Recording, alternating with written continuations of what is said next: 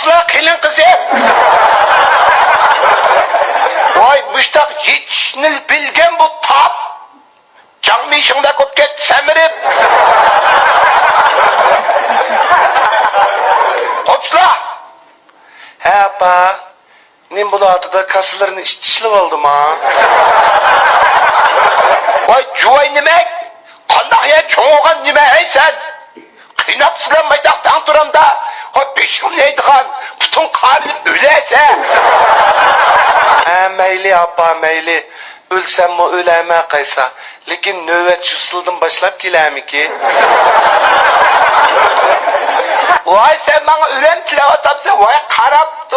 Hep tokta.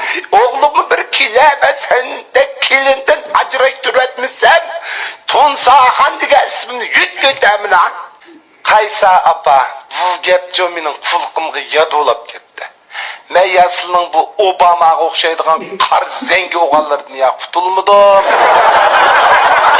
Kichik vaqtida Hindistanның mo'risidan tikmollab tushganmi bu mening chiroyli erim.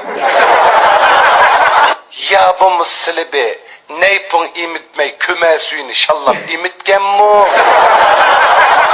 Ya işçilerinin qarliqi sütleri bilan shu erimning bedeniga kirib ketdimi? Qarisli o'tib ketgan mo'mindek turdi.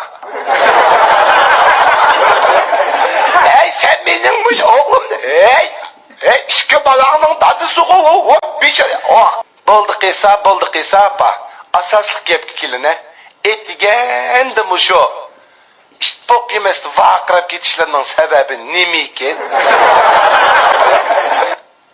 hey bişin yediğen bak kırıkatlarını yüvet desem şumasına manda çın kılıp gep kımısa kaysa çıraylı kıynapa ötleri vakit yerilip gidip ölep berdi aşkıda.